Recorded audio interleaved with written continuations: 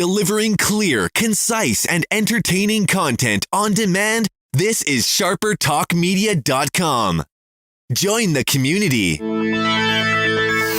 Welcome to Higher Up, the podcast designed to help you take your business to a higher level.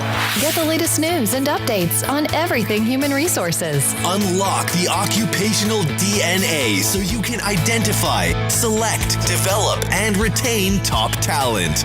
And now your host, John Beck. Welcome to another episode of Higher Up, the podcast devoted to everything human resources and taking your organization to a higher level. Our guest today, straight from Thibodaux, Louisiana, brings over 25 years of communication study and knowledge to her work as a business communications coach. Her coaching helps her business clients create ever more impressive communication with all stakeholders. She's knowledgeable of how effective communication can transform businesses. This drives her passion for coaching her clients. From the everyday conversation to the boardroom presentation, she loves dissecting a communication situation with a client and takes the basic concepts of excellent business communication and brings them to bear in ways that are both engaging to the audience and elevate the communication effort. In her Communication Matters post on LinkedIn, she discusses techniques and concepts to help every communicator become more skillful. She knows that no matter the industry or position, communication matters, and excellent communication sets one apart. Therefore, in her coaching, she tailors her expert advice to the individual and business to create truly excellent communications. Over her career, she has taught thousands of students as a university instructor, and her communication expertise spans several areas of communication theory. In addition to her decades of professional development, she has a bachelor's degree in mass communication, a master's degree in English, and an elite life coach certification from the Coach Mindset. Our guest today, Connie Sorois. Welcome to the show. Thanks, John. I appreciate you having me here. I'm excited to be talking with you today. Well, we're really excited to have you. I know we've been trying to connect with you for a while, and your schedule's so busy as you are on staff at Nicholls State University. I am. I'm currently an instructor. I teach business communication and some other writing classes for my department. Okay. And how long have you been with Nicholls? I've been at Nicholls 20 years. I started as an adjunct teaching only in the Writing Center, did one-on-one consulting there. And then when I got my master's degree in English, I started teaching writing in the Department of Languages and Literature. And I've been there ever since. And I've taught business communication predominantly, pretty much only that class sometimes, for about 10 years now. We would say that from a communication standpoint, you are the person at Harvard on the Bayou. Yeah, I do. I've done my undergraduate degree in mass communication. I have my graduate degrees in English, but predominantly rhetoric and composition.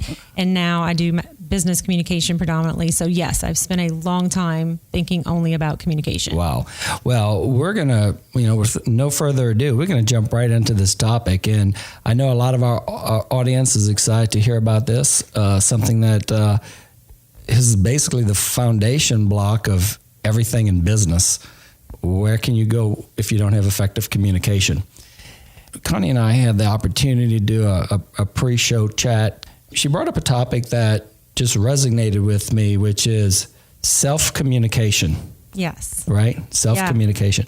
Yeah. And you don't really think about that, but let's just start right out of the gate. Define, what are we talking about when you say self-communication, or what are we talking about there? Well, when we think about communication, we always want to think about the outside audience, right? I'm going to communicate with someone, but we spend a predominantly large amount of our day really communicating with ourselves. So we're telling ourselves things we need to do, or we're discussing with ourselves, what we're going to do with the project. We have ideas, we're developing ideas, we're wishing, setting goals, whatever it may be. We spend a lot of our time self-talking.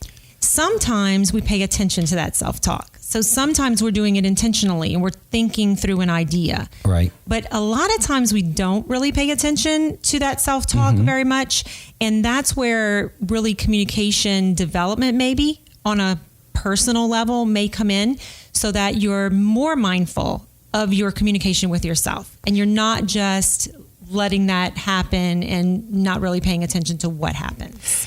We discussed the point, and as I consider the self-communication and self-talk process, how can one effectively communicate with the outside audience if you're truly struggling to communicate within and not clearly defining what you're saying to yourself and the positive message around that?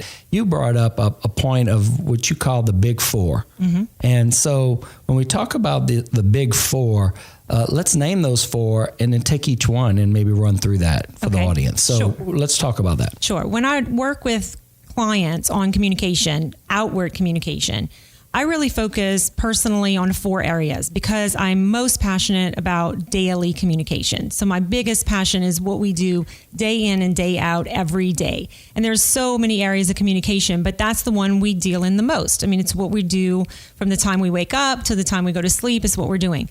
So I focus my clients on 4 areas. The first one is what we would call an audience focus.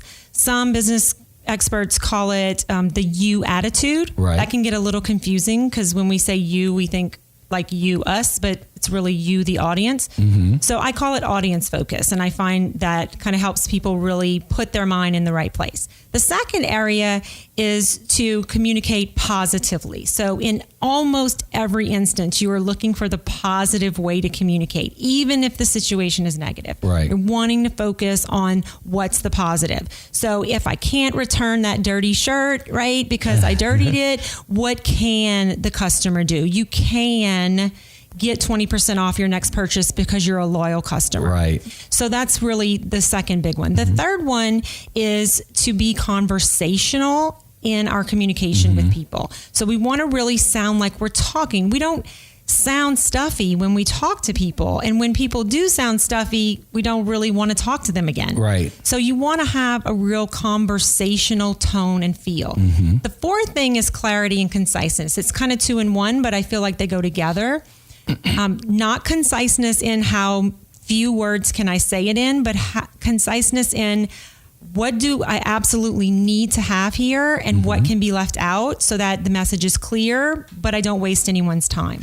What I'm hearing is we take the big 4 that you just outlined, and this is what we're doing in helping to build a effective communication to that outward audience. And I knew maybe you hadn't patented it, but darn it, you need to, right? But basically taking that same motto and applying it to the self-communication method. When we try to apply it to communicating with oneself on the internal mode, and we're looking at audience focus, that audience focus is one. It's me. I'm the audience. Yes. This is all new for me, and I'm excited about it because I feel like over my lifetime, I was communicating with myself. Obviously, I think, thinking about things all the time, and that's my communication method of what I'm saying and thinking about. But I've never really sat down and said, okay, here's the method to it, and this is what I could be doing, and how can I improve that method for a positive outcome, right? Let's talk about that, the audience focus and applying that to oneself of communication. Let's talk about that. Sure. Step 1. So we're talking about communication. So we're talking about self-talk. So I'm not a psychologist. Right. So well, let's clear that up right off the bat. Not going down the psychology path. That's right. Coming at this from a communications expert. Yeah, absolutely. So looking at it. So if you're going to talk about audience, one of the things we want to do always is analyze the audience. Mm-hmm. We need to know the audience. We need to know their needs. We need to know their wants. We need to know their desires. We need to know what they know, what they don't know. All those questions we ask. So you need to ask that about yourself. Mm-hmm. You need to ask yourself, what do I really know and don't know?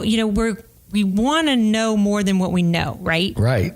So being honest and saying, I'm really not that knowledgeable about that. And if I'm going to do this project or if I'm going to reach this goal, I'm going to need to learn more about this. I'm going to need to expose myself to more things. So doing those analysis things that some of us automatically do with an external audience, but when we turn it into ourselves, we kind of lie to ourselves. Yeah. I know all about this, or I know a lot about this. So doing that analysis, really learning and knowing ourselves, being upfront and honest about who we are as a communicator. Mm-hmm. So if we're going to improve our communication with ourselves, then we want that to then, right, turn around and make our communication with other people better. And I think one of the ways you do that is you really get gut honest with yourself. And you say, I just really don't listen to people. Like, I don't listen to myself. I'm not, I'm just one idea to the next, right? I'm just running from one idea to the next. And so if you're not listening to yourself, then you're probably not really a great listener for other people either. So I think it comes down to in the first, number one, is really, really being mindful of ourselves as an audience and honoring that audience with truth. So what do I really present as a person? How can I honor myself? Yes. With the truth, with the information and preparedness. I think about that all the time when I'm going to address a group, and I call a group anyone over one. Yes. I'll do a lot of research, or I want to make sure I'm presenting the best information. It's clear, it's concise. I'm giving them what they're looking for. I have to admit, I don't think I spend, well, in fact, I know I don't spend that kind of time when I'm thinking about things on my own or communicating with myself. And certainly the level in which you're talking about, I think that analogy is awesome. And then the research that goes along with it, and you tend to trick yourself. You tend to believe you're an expert in things when a little more research as you start that communication process.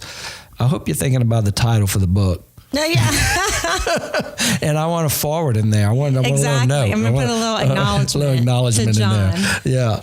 The big thing in communication, one of the big ones for me, and I really challenge people to always try to figure out the positive, even in a negative situation. And that's not 100% possible, but it is really, really close, I think. And that's, you need to look at every situation and figure out where's the positive in this. So, for example, we'll go back to the customer example. You're dealing with a client or a customer who's not satisfied. So you need to look at, this is kind of the mantra I use with my students. What can you do? What will you do? What's going to happen? What needs to happen? Instead of, well, we can't do that, or we won't do that, or that's not possible, or policy says we can't do that. Those are negatively focused thoughts. And so you end up generating more energy, right, in the negative realm versus saying, okay, well, we can put you on a list of people who are fitting for our company, but not really ready to work here yet. Instead of saying you don't fit the job. Sure. Well, I would think a person would respond better to, we're going to put you on a list of potential candidates who have some of the things we want, but not everything. So let's look at maybe developing your skill sets in these areas. That person's going to go away feeling really good about your company. Right. Versus, well, they just, I know that guy's not better than me. Right. And they threw me away. So just always having that positive focus in whatever the situation is.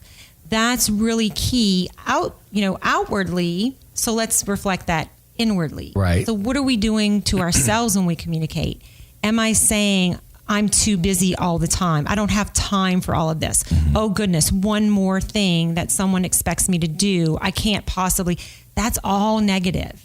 It might seem really true, right? On the surface, at the time, sure. But it's all negative. So instead of having that negative conversation with ourselves, communicating with ourselves and looking for the positive.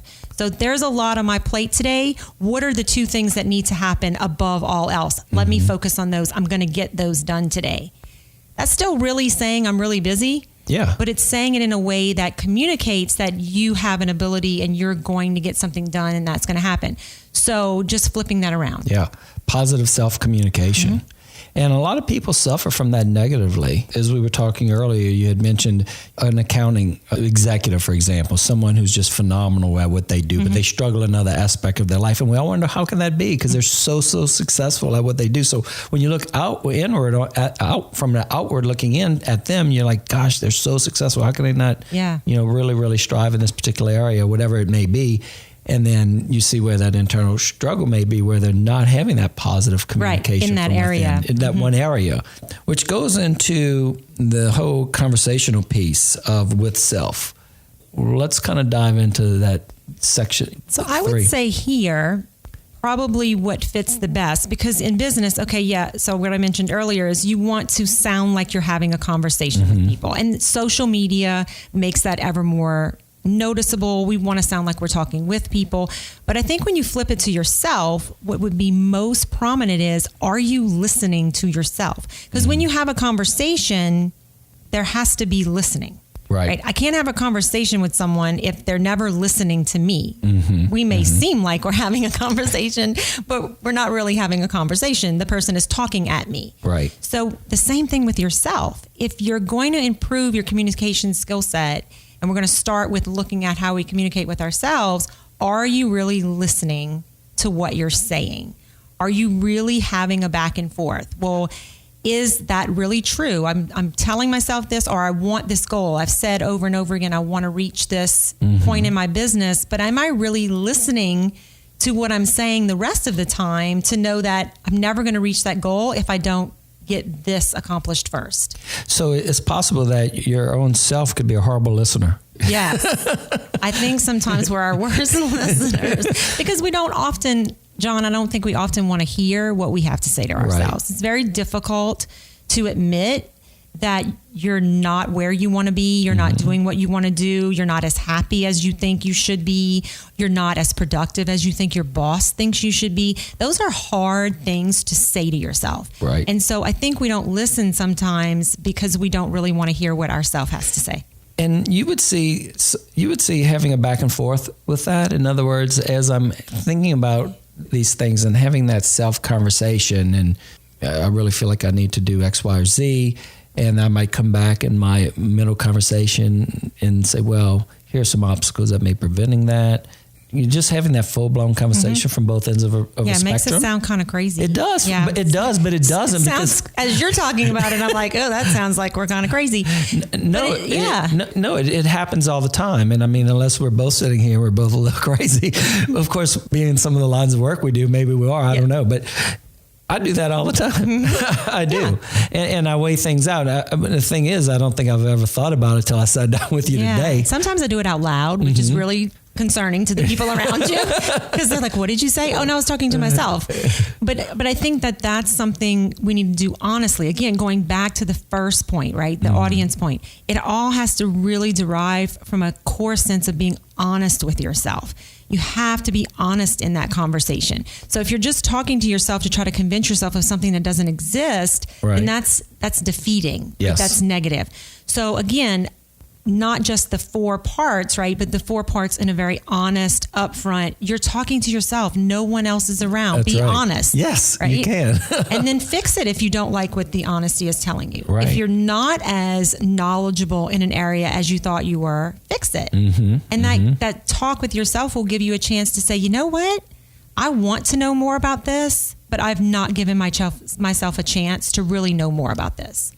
I tell you, that's good stuff. And that leads us right into the 4th point, which is clarity, conciseness, right? Yeah. Well, I love the way you're breaking this down for the audience, which is putting it into a real life outward audience perspective and internalizing it into a self. So let's continue on that road. So let's do that for this. So conciseness, clarity, that's kind of an age-old business communication concept. I mean, you'll find it everywhere. And what they're really talking about there is not wasting your audience's time by having more words, more ideas, more stuff in there that they don't need. And I have to interrupt you for a second. You see, since we're communicating here, this podcast was going to be 45 minutes. And Connie said, John, let's get concise. Let's put some clarity to it and let's get concise. I can do all this in 25 minutes. I said, you know what? You're the communication expert. It's your message. Let's see what you can do. Let's cut it down. No, I'm sorry. I had to interrupt you. But. So one of the things there that you're doing is not trying to strip it down to baby sentences. We're not looking for, see Jack run. We're looking for just what's needed. Only the amount of words you need. Okay, so that's when you're looking at an outward audience. Clarity, of course, goes along with that because you want everything in there they need to understand the message and no more than that. Right. You don't want to clutter them with lots of stuff and they're wondering, why is he telling me this? I don't know what I'm supposed to do with that. So when you flip that around and you say, what is conciseness and clarity when you talk to yourself? Right. I think for me, it's mostly all the things we let bleed in to that conversation. So I'm trying to really decide on what I'm going to do about this in my life. And all of a sudden I'm checking Facebook. Yeah. Or I'm listening to a podcast.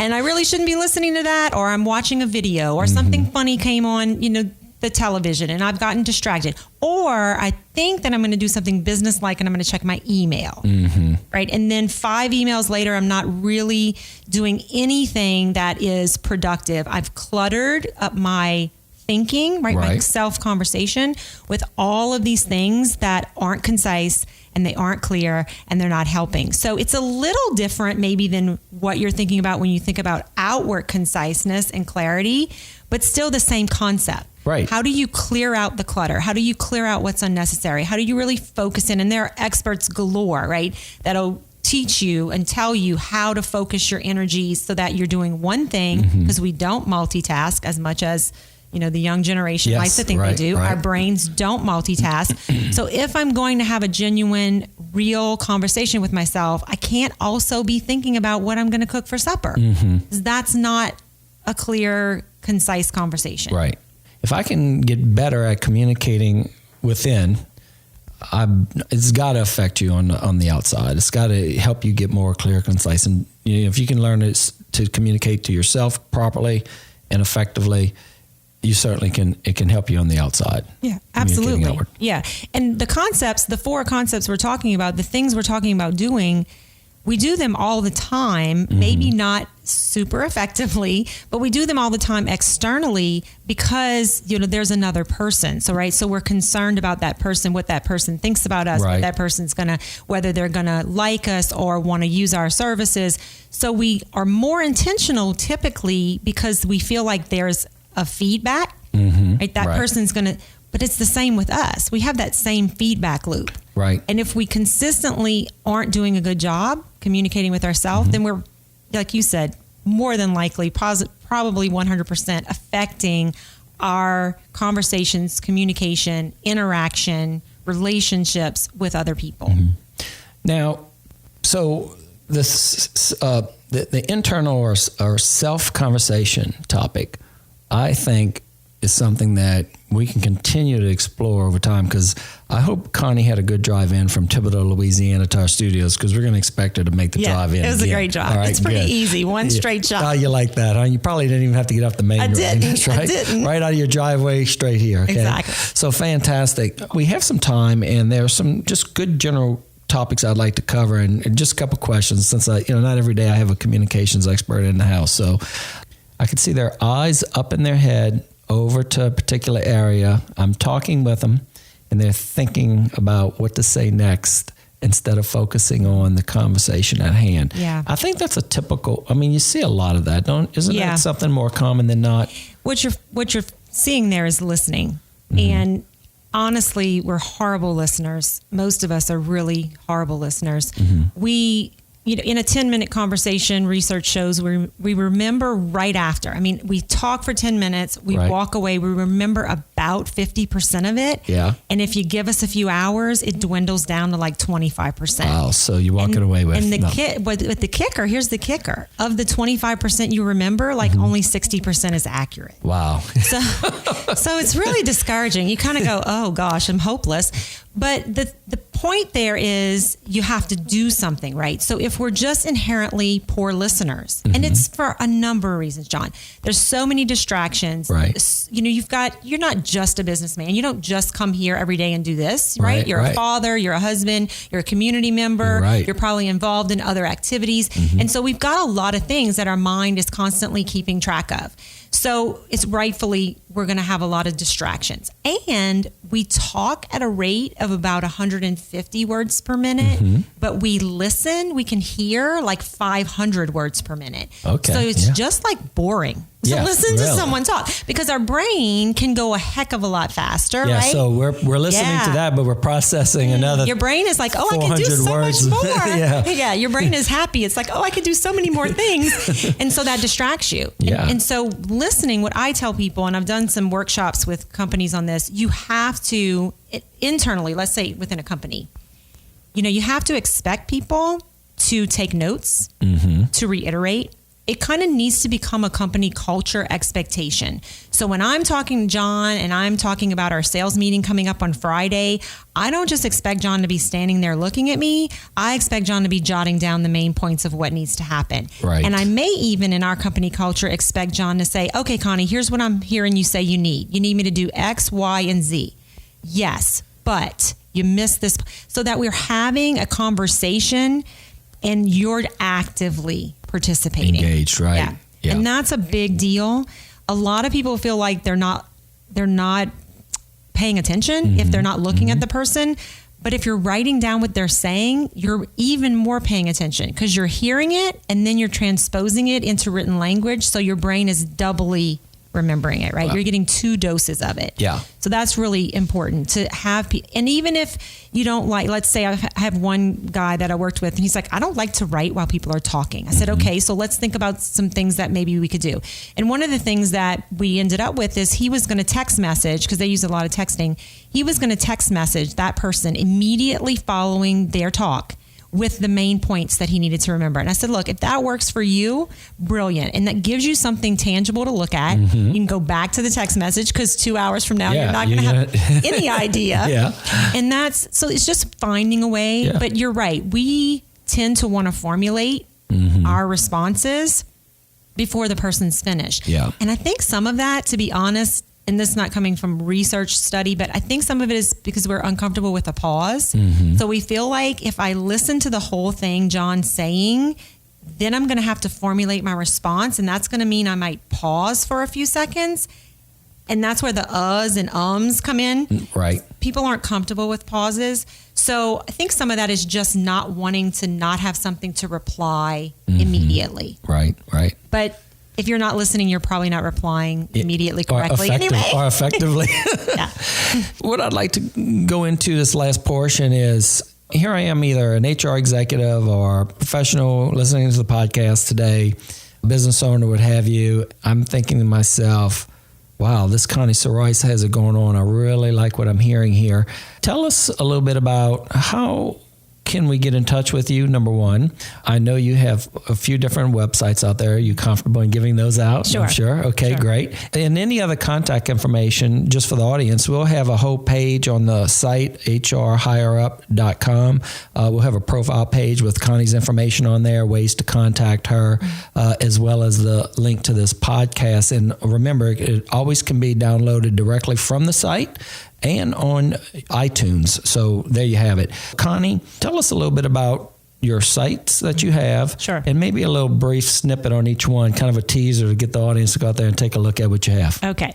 So for this particular podcast, the most pressing site would be the ConnieSorois.com.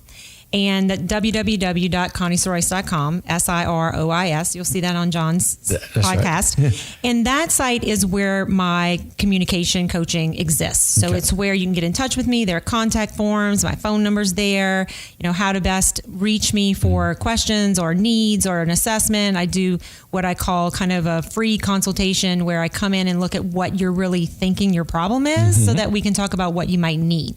And so that's like an assessment, just where you are and what you're wanting and where we would go with that. Right. So that's an easy way to get in touch with me for the business communication coaching.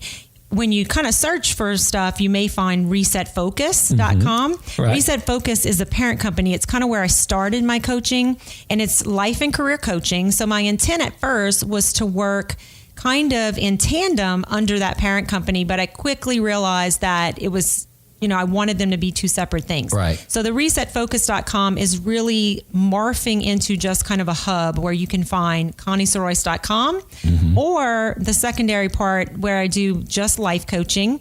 And that part is really moving towards what's called, it's a website, www.busywomansguidetoeverydaycontrol.com. And that part of my business is really focused on helping women really get control of all of the things that we have going on in our lives. Because if you're a career woman, you probably, you also have a family life. You also have personal interests, things you like to do. And it's easy. And I'm not saying men don't get this way, because you guys do. Yeah. It's easy to get really overwhelmed and to feel like everything's just spiraling. Sure. So that part of my business comes from a personal, very personal perspective. Right. And it's helping women feel in control, not having to give anything up, because most of us don't really want to give anything up. We kind of like the things we're involved in. Just figure out how to manage Yeah, what we want to have. figure out how to manage it and be happy with it. So those are kind of the segments, places where you can find my information and my interests. But I am really passionate. Daily communications are extreme passion of mine. The business communication coaching comes out of that. And the other part that I'm really, really passionate about is just helping women feel good about their lives wherever they are at this moment. And that comes from a personal situation. Yeah. I lost my mom and I didn't feel really good about anything anymore. Right. And so I just love helping women just feel good. Say, you know what? I'm really busy, but I feel really great about that. and what a great mission. And to tie something that you have an expertise in along with a passion to do, you know, and that's when people are highly successful at it. And quick story is I was introduced to Connie through a mutual client. Maybe he felt I could have used better communication. That's kind of what I'm thinking now after hearing and interacting with Connie. He probably said, John, you're pretty good at what you do, but boy, you can use some communication help. So he says, look, he gave me a card. She's a communication expert. She does a great job. I think you two have some synergy there. And Connie Royce, look her up. So I did. Yeah. And as I started to really get to know Connie, if you're on LinkedIn, look her up on LinkedIn. She's got great articles there. In fact, you have a blog running that you kind of... I have, just Communication Matters. Is that? I use their little pulse thing, and it's called Communication Matters, and it's always got a different subtitle. Yeah. But they're probably, I don't know how many I have there now, 10 or so. It's quite a few. It's a good collection. And it's just little short, easy to read, fast to get to, things to think about. When I put them together, I want them to be things that just jar your thinking. Like, I've got to think more about that. Right. They're not meant to be these in-depth, change your communication right now, but just something that really spawns business people to say, you know what? I don't think I think about that enough, and I really need to pay attention. Good tickler to kind of keep you thinking about what you may need to do to improve in those areas. Yeah. So there you have it, folks. We were able to spend a very nice afternoon with our expert in the field of communication, Connie Royce. We really appreciate having you at the Higher Up Studios. And again, a podcast devoted to everything human resources. Connie, any last words? I just want to thank you for having me here. This is really fun. It's my first official podcast with all the bells and whistles, all the microphones. It's really awesome. You've got a great podcast. I've listened to several of them. It's really enjoyable. So I'm looking forward to doing more work with you. This was awesome. Well, I can tell you, you're an expert at what you do. I'm learning every time I have the opportunity to sit with you, and it's quite intimidating trying to communicate at a higher level. It's kind of the premise of this show. It's about taking your organization to a higher level, and then that's one of the reasons we have expert guests like Connie on the show, because they're not only helping to take my organization to a higher level as being a part, but they certainly can help you in your organization. So again, thank you so much for listening today to another episode of Higher Up, a podcast devoted to everything human resources and taking your organization to a higher level.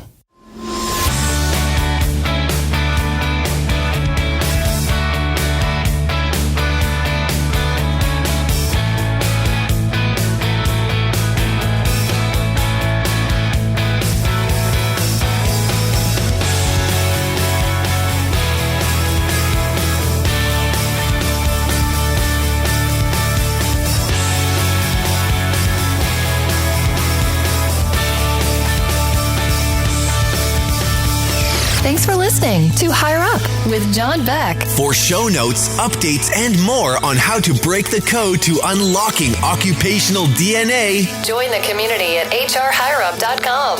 and take your business to a higher level.